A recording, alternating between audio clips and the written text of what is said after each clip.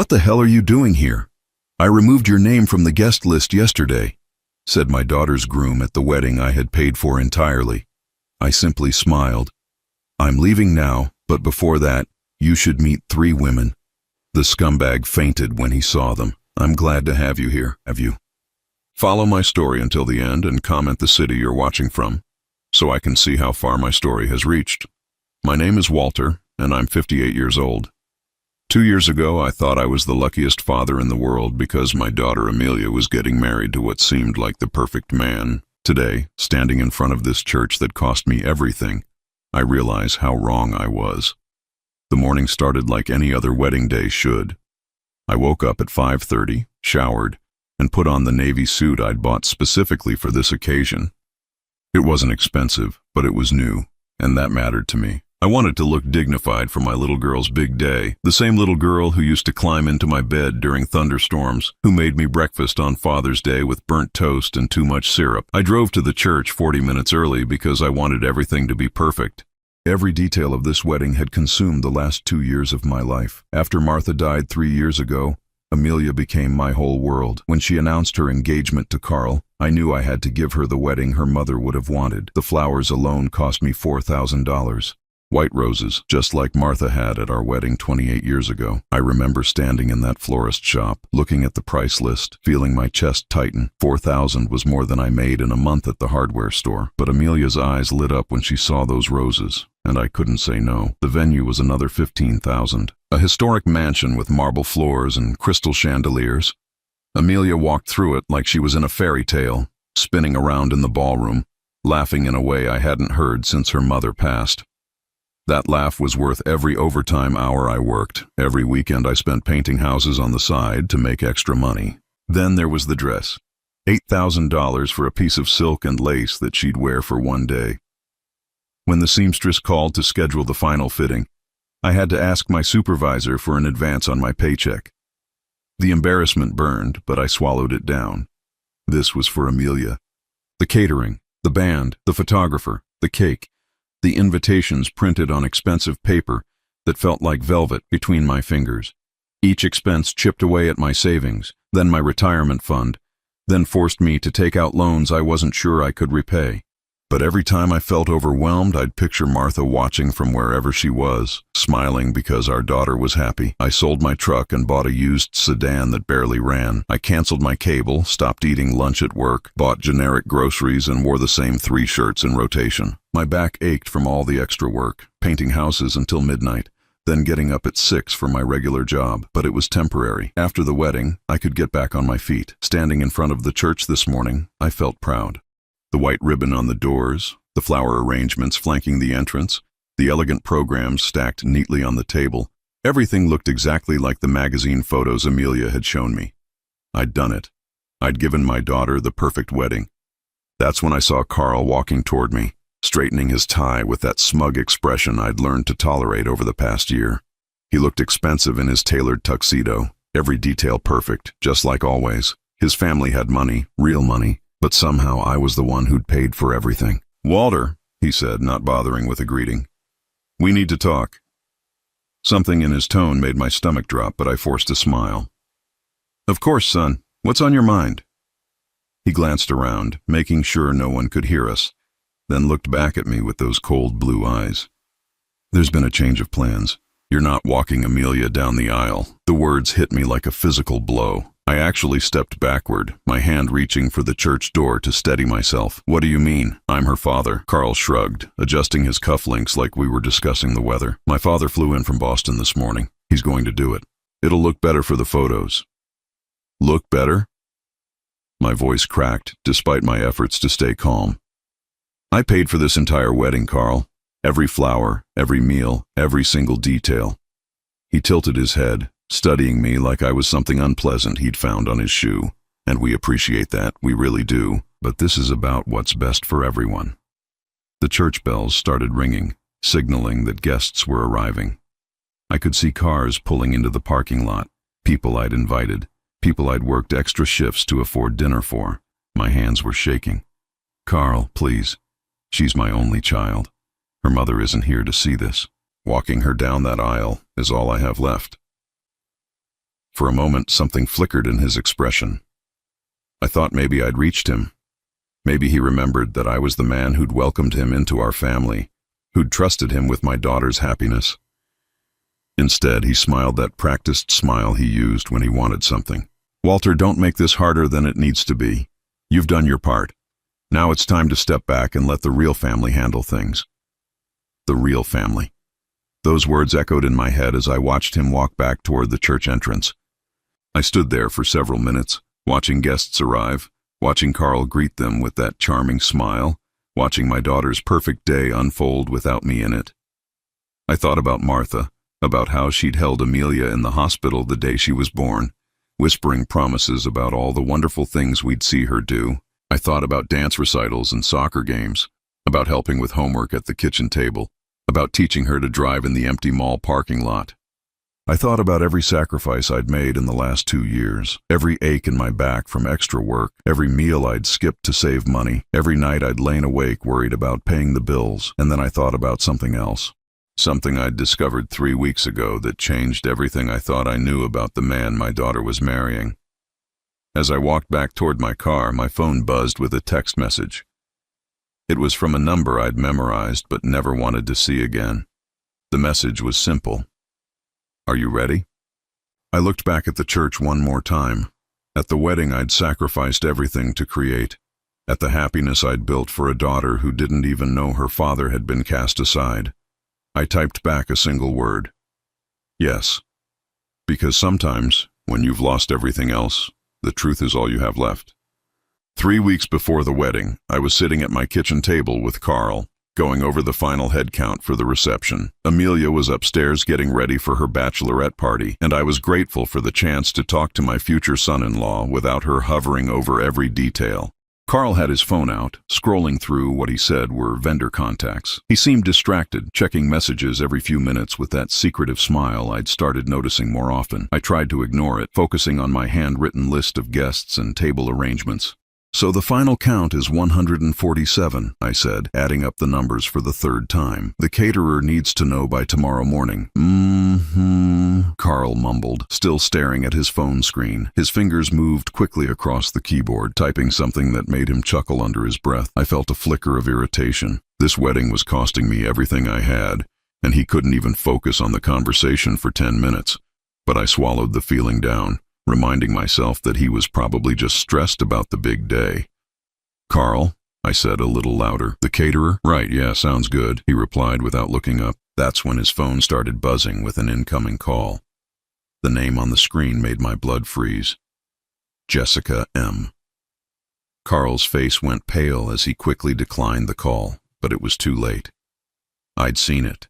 The heart emoji after a woman's name that wasn't my daughter's. He glanced at me nervously, probably trying to gauge if I'd noticed anything. "Work call," he said quickly, slipping the phone into his pocket. "You know how it is." I nodded slowly, my mind racing. There could be an innocent explanation.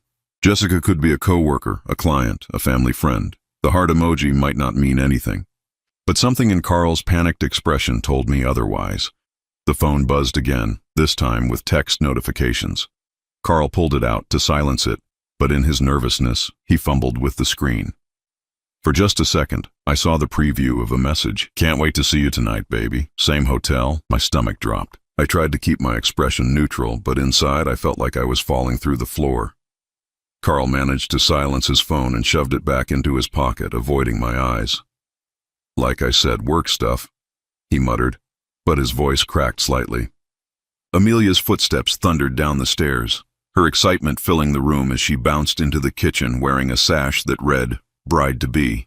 "Dad, doesn't Carl look nervous?" She laughed, wrapping her arms around him from behind. "I keep telling him there's nothing to worry about. We're going to have the most perfect wedding ever." Carl's smile looked forced as he patted her hands. "Just want everything to be perfect for you, babe." I watched them together, seeing my daughter's genuine joy and Carl's obvious discomfort, and felt sick to my stomach. Amelia trusted him completely. She'd been planning this wedding for 2 years, talking about their future, about the children they'd have, about growing old together.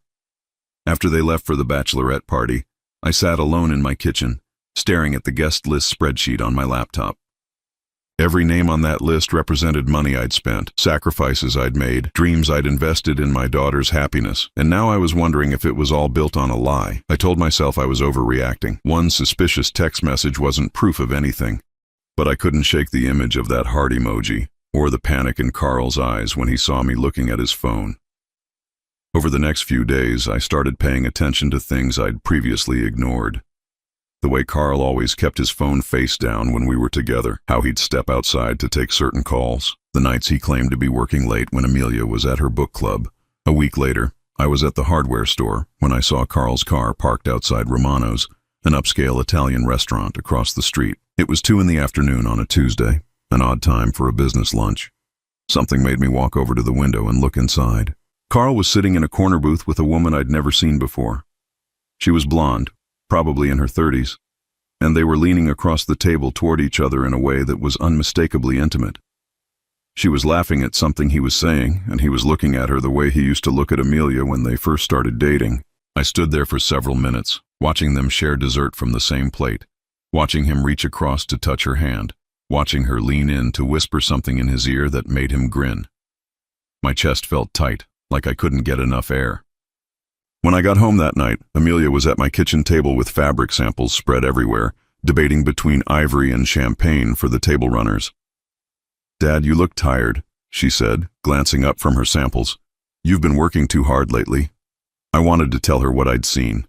I wanted to grab her shoulders and shake her, and make her understand that the man she was going to marry in 2 weeks was betraying her. But looking at her face, seeing how excited she was about table runners and centerpieces and all the tiny details that made up her perfect day, I couldn't find the words. "Just want everything to be perfect for you, sweetheart," I said instead, the same words Carl had used. She smiled, that radiant smile that reminded me so much of her mother. "It will be perfect, Dad, thanks to you. I know how much you've sacrificed for this wedding, and it means everything to me." That night I lay awake staring at the ceiling, thinking about Martha. What would she do if she were here? What would she want me to do? Protect our daughter's happiness even if it meant protecting a lie? Or tell her the truth and watch her world crumble? The next morning, I made a decision. I drove to a private investigator's office downtown, a small place above a dry cleaner that looked like it had seen better days. The investigator, a woman named Linda Chen, listened to my story without judgment. "I need to know if my daughter's fiancé is cheating on her," I said, my voice barely above a whisper. "But I need proof, real proof, not just suspicions." Linda quoted me a price that made me wince. It was money I didn't have, money I'd planned to use for the final wedding expenses. But I wrote her a check anyway, using funds from the emergency account I'd hoped never to touch. "Give me 2 weeks," she said. "If he's hiding something, I'll find it." As I walked back to my car, I realized I was shaking, not from fear, but from something else. For the first time in 2 years, since I'd started sacrificing everything for this wedding, I was taking action instead of just paying bills and keeping quiet. I didn't know what Linda would find, but I knew one thing for certain. If Carl was betraying my daughter, if he was planning to build their marriage on lies and deception, I wasn't going to let that happen. Even if it meant destroying the perfect wedding I'd bankrupted myself to create. Even if it meant breaking my daughter's heart to save her from something worse. Linda Chen called me on a Thursday morning, exactly 2 weeks after I'd hired her. I was at the hardware store, restocking paint cans, when my phone buzzed. My hands were shaking as I answered. "Walter, we need to meet today."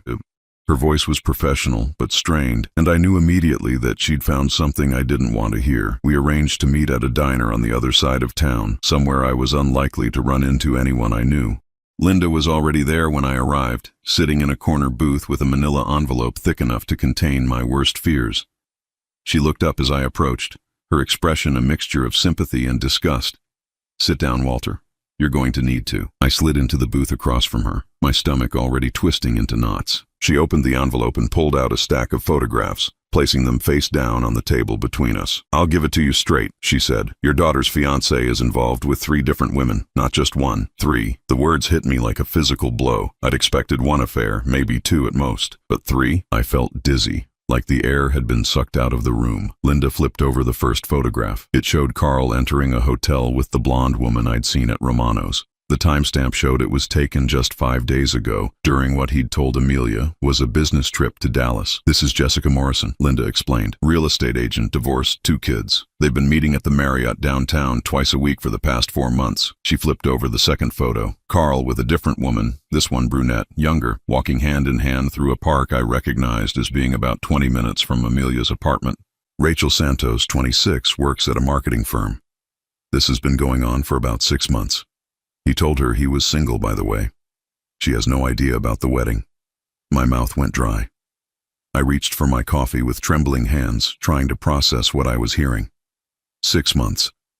He'd been planning a future with my daughter while actively pursuing other women. The third photograph made me physically sick. Carl kissing a redhead outside what looked like an expensive restaurant. But it wasn't just any redhead. It was someone I recognized. "That's Sarah Mitchell," I said quietly. "She works at the bank where I got the loan for the wedding." Linda nodded grimly. "I thought you might know her. They've been involved for almost 8 months. She's the one who helped process your loan application, isn't she?" The irony was devastating. While I was borrowing money to pay for Carl's wedding to my daughter, he was sleeping with the woman who approved the loan. Sarah had even commented on what a lucky bride Amelia was, how romantic it was that her father was willing to sacrifice so much for her happiness. Linda continued pulling items from the envelope. Text message printouts, hotel receipts, restaurant bills, phone records showing hundreds of calls and messages to numbers that weren't Amelia's. "The pattern is consistent," she explained. "He tells each woman what she wants to hear. Jessica thinks he's going to leave his fiancée after the wedding is called off. Rachel believes he's single and available. Sarah thinks she's in a serious relationship that's heading toward marriage." I stared at the evidence spread across the table, feeling like I was looking at the wreckage of my daughter's future. All those nights I'd worked late to pay for flowers and decorations, all those meals I'd skipped to save money for her perfect day, all those sacrifices I'd made because I believed she'd found someone who would love her the way she deserved. "There's more," Linda said, pulling out a small digital recorder. "I managed to get close enough to record part of a conversation between Carl and Jessica last Tuesday." She pressed play, and Carl's voice filled the space between us, clear and unmistakable. "The wedding is just a formality, Jess. Her dad's paying for everything, so why not let the old man have his fantasy? After the honeymoon, I'll file for divorce, split the assets, and then we can be together properly." I had to grip the edge of the table to keep from falling over. He wasn't just cheating on Amelia. He was planning to use her, to let her father bankrupt himself for a marriage that would last maybe 6 months. "How long have you known about the divorce plan?" I asked, my voice barely a whisper. "Based on the messages I intercepted, he's been talking about it for at least 2 months. He's already consulted with a lawyer about asset division in Texas." Linda pulled out one final document, a legal consultation summary she'd somehow obtained. Carl had been planning his exit strategy before I'd even finished paying for the engagement ring. I sat there in that diner booth, surrounded by evidence of betrayal, feeling like my entire world had collapsed. Every sacrifice I'd made, every extra hour I'd worked, every dollar I'd scraped together, it was all to fund a lie. But underneath the devastation, something else was growing. Anger, pure, cold anger that started in my chest and spread through my entire body like fire. "What are you going to do?" Linda asked quietly. I looked at the photographs again, at the evidence of Carl's calculating cruelty, at the proof that he'd been planning to destroy my daughter's life while I paid for the privilege. "I'm going to stop him," I said finally. "But I need your help." Linda leaned forward. "What did you have in mind?" Over the next hour, we developed a plan. It was risky, and it would require perfect timing, but it was the only way to protect Amelia without her hating me for the rest of her life. "The wedding is in 3 days," I said. "Can you contact these women and arrange for them to be there? All 3 of them? All 3. They deserve to know the truth as much as Amelia does." Linda studied me carefully. "This is going to be messy, Walter. Are you prepared for that?" I thought about my daughter, about the way she lit up when she talked about her future with Carl, about the trust in her eyes when she looked at him. Then I thought about Martha, about what she would want me to do to protect our child. "He took my money, my savings, my future," I said quietly. "But more than that, he was planning to take my daughter's happiness and throw it away like garbage. Yes, I'm prepared for messy." That night I sat in my empty house, surrounded by wedding gifts that hadn't been opened yet, Looking at thank you cards Amelia had already written to guests for their generosity. The irony was suffocating. I called Linda one more time before bed. "Are you sure they'll come?" I asked. "Jessica is furious that she's been lied to. Rachel is heartbroken but wants answers. Sarah feels guilty about her role in all this and wants to make it right. Yes, Walter, they'll come. And they understand what I'm asking them to do? They understand that you're trying to save your daughter from marrying a man who's planning to destroy her life. They understand that sometimes the truth hurts, but lies hurt more." After I hung up, I walked through my house one more time. The wedding dress was hanging in Amelia's old bedroom, covered in plastic, waiting for Saturday morning. The wedding favors were stacked in boxes in my dining room. The final payment receipts were spread across my kitchen table, proof of every cent I'd spent on what I'd thought was my daughter's happiness. In less than 72 hours, I would either save my daughter's future or lose her forever. But for the first time in 2 years, I wasn't just paying for someone else's dream. I was fighting for what was right. After Carl told me I wouldn't be walking Amelia down the aisle, I sat in my car for 20 minutes, watching guests arrive at the church I'd paid to reserve. The anger was building inside me like pressure in a steam engine, but I forced myself to stay calm. Everything depended on perfect timing. My phone buzzed with a text from Linda. "All three are here, waiting in the parking lot across the street as planned." I looked across the street and saw Linda's silver Honda, with 3 women sitting inside. Jessica, the blonde real estate agent who thought Carl was leaving Amelia for her. Rachel, the young brunette who believed Carl was single. And Sarah, the bank employee who'd helped me get the loan to pay for the wedding she was helping to destroy. They'd all agreed to this because Linda had shown them the evidence. They'd seen the same photographs I had, heard the same recorded conversations, understood that they were all being used by the same man. But seeing them sitting there, knowing what was about to happen, made my chest tight with anxiety. Another text came through, this one from Amelia. "Dad, where are you? The ceremony starts in 30 minutes and I need you to see my dress." My hand shook as I typed back, "On my way, sweetheart." I walked back toward the church, past the white ribbon and flowers I'd paid for, past the elegant programs with Carl and Amelia's names printed in gold script. Guests were filing in, chatting excitedly about the beautiful venue and the perfect weather. Nobody knew that the groom was a fraud who'd been planning his escape from the marriage before the wedding was even over. I found Amelia in the bridal room, surrounded by her bridesmaids, looking absolutely radiant in the $8,000 dress I'd worked overtime for months to afford. When she saw me, her face lit up with joy. "Dad, you look so handsome," she exclaimed, adjusting my tie. "Mom would be so proud of both of us today." The mention of Martha hit me like a punch to the gut. I had to clear my throat before I could speak. "You look beautiful, sweetheart, just like your mother on our wedding day." Amelia's eyes filled with tears, but happy ones. "I'm so nervous, Dad. But good nervous, you know. I can't believe this day is finally here.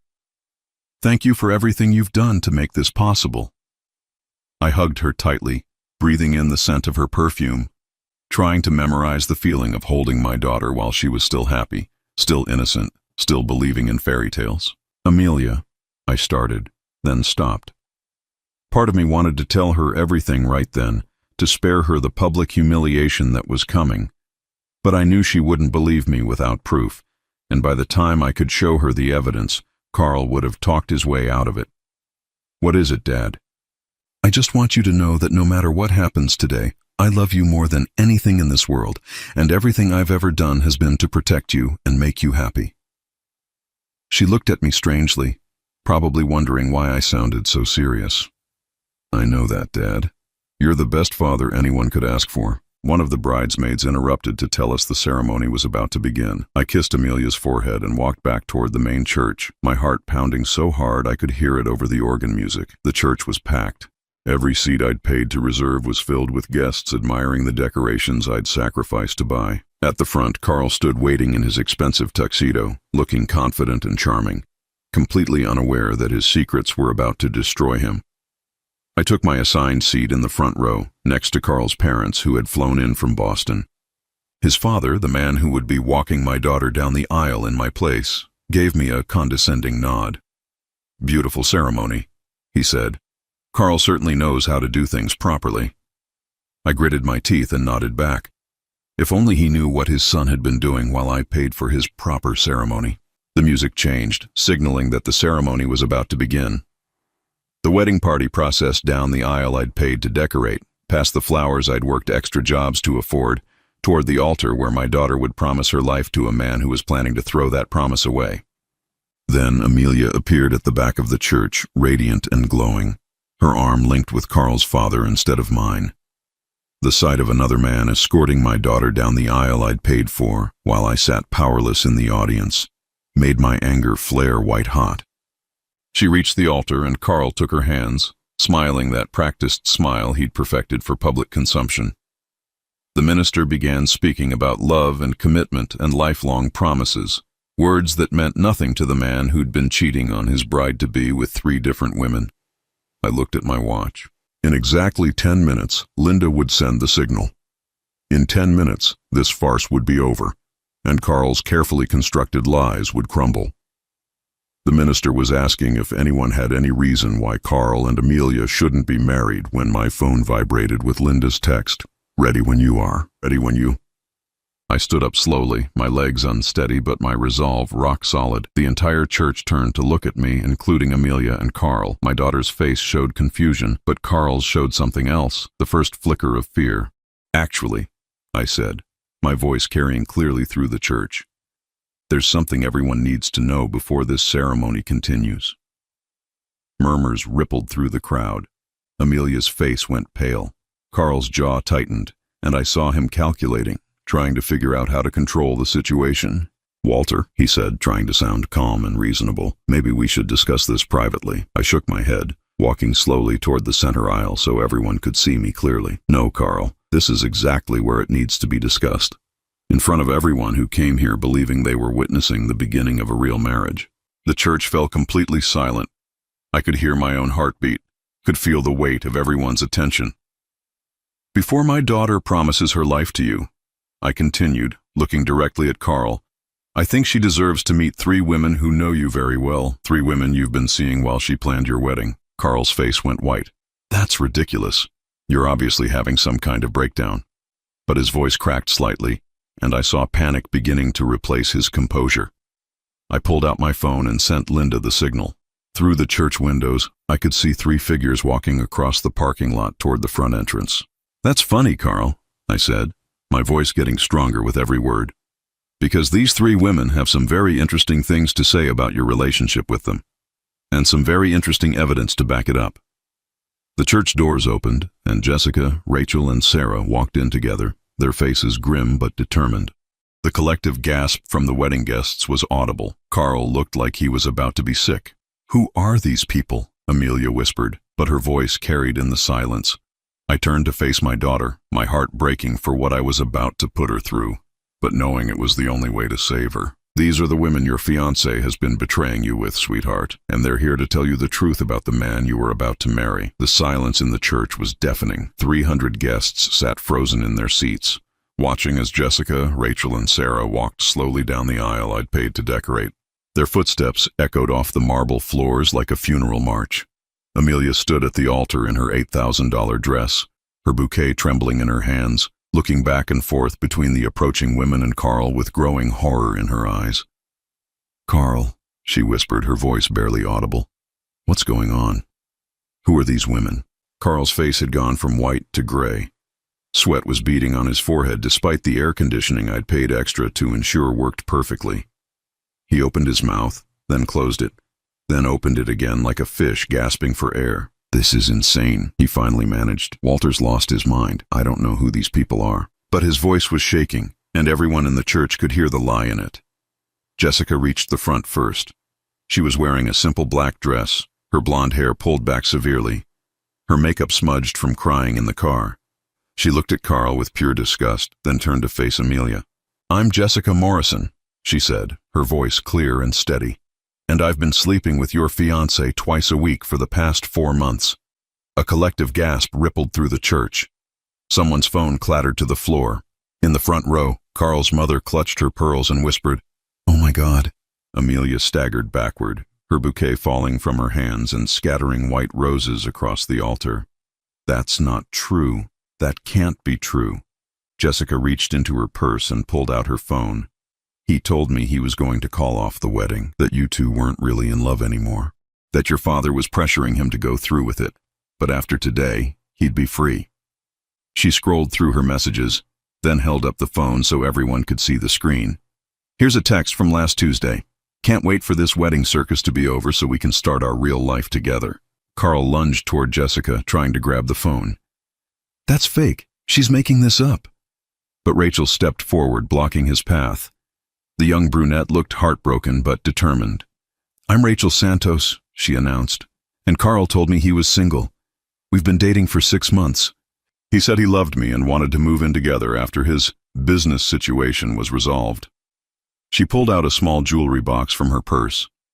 He gave me this promise ring 3 weeks ago, said it was a symbol of our commitment to each other.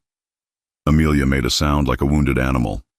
She was shaking so hard I was afraid she might collapse.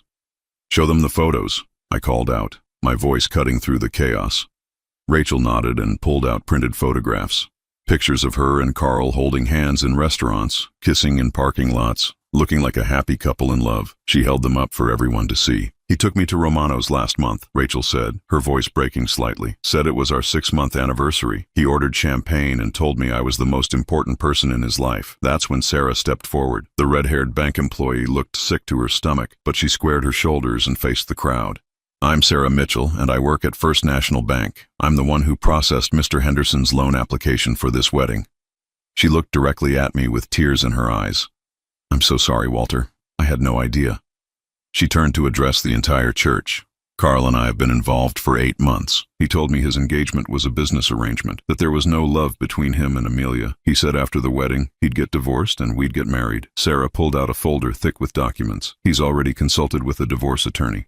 He was planning to file for dissolution of marriage 6 months after today, claiming irreconcilable differences. The church erupted in shocked murmurs and angry voices. Carl's father stood up, his face purple with rage. Carl, what the hell is this? But Carl wasn't listening to his father. He was staring at me with pure hatred, finally understanding that I'd orchestrated this entire revelation. You bastard, he snarled, taking a step toward me. You set this up. You planned this whole thing. Yes, I did, I replied calmly. Because someone had to protect my daughter from a lying, cheating fraud who was planning to steal her life and throw it away. That's when Carl completely lost control. You have no idea what you've done. Do you know how much money I could have made from this marriage? How many connections? How many opportunities? The words hung in the air like poison gas. Even his own parents recoiled in horror at what their son had just admitted. Amelia let out a sob that came from somewhere deep in her soul. Money? You were marrying me for money? Carl realized too late what he'd revealed. No, baby, that's not what I meant. I love you. You know I love you.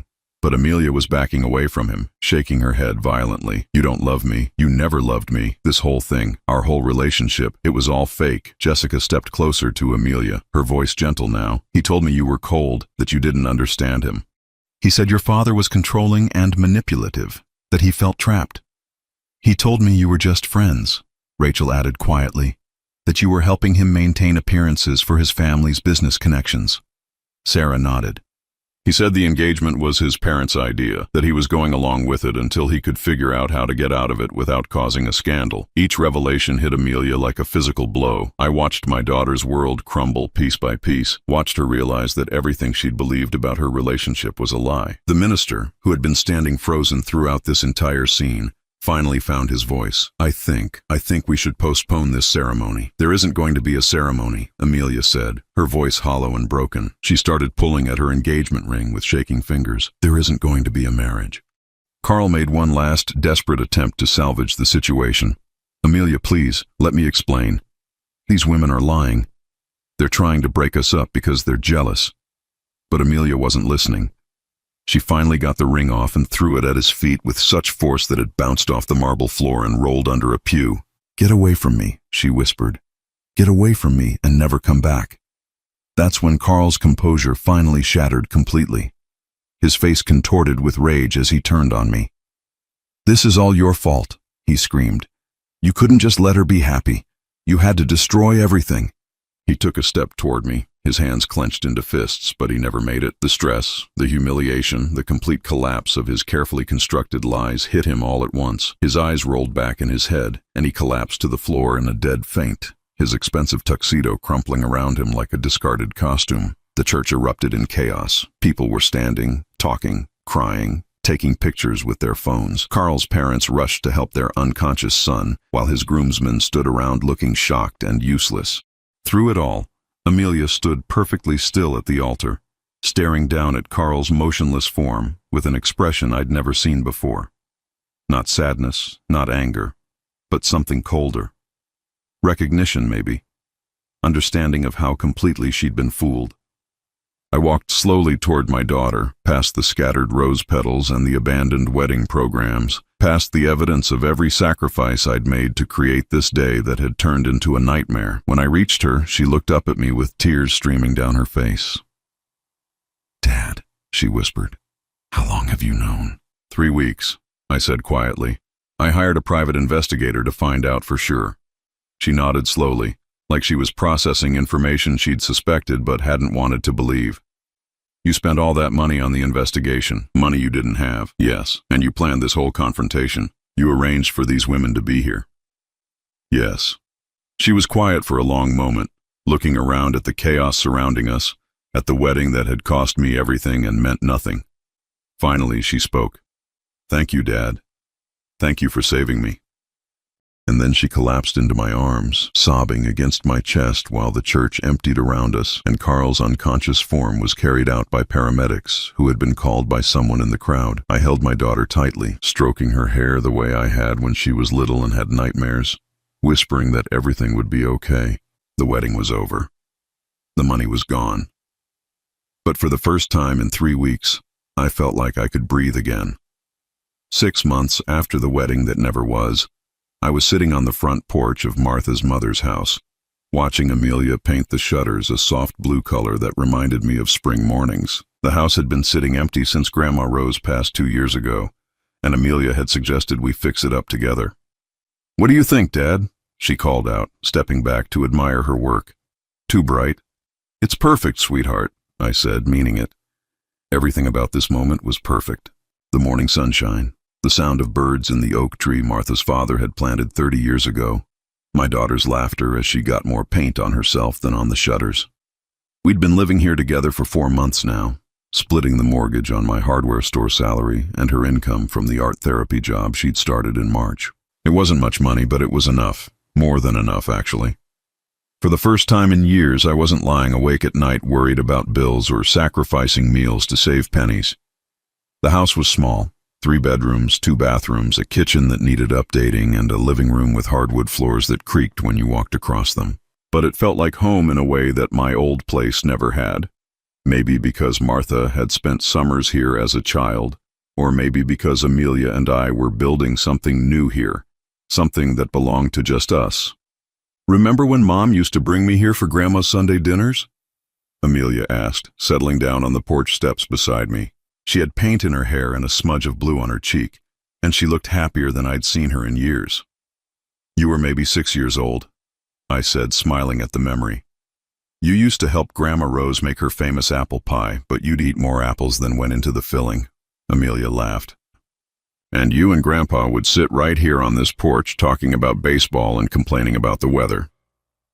We sat in comfortable silence for a while, watching the neighborhood wake up around us. Mrs. Patterson from next door was working in her garden. The Rodriguez kids were riding bikes in the street. Normal, peaceful, everyday life happening at its own gentle pace. My phone buzzed with a text message, breaking the quiet. It was from Linda, the private investigator who'd helped me expose Carl's lies. "Thought you should know. Carl left town last month. Moved to Phoenix. Word is he's engaged again."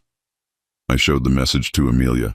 She read it without expression, then handed my phone back. "I feel sorry for her, whoever she is," Amelia said quietly, "but mostly, I feel grateful that's not me anymore." I studied my daughter's face, looking for any sign that Carl's name still had the power to hurt her, but all I saw was peace.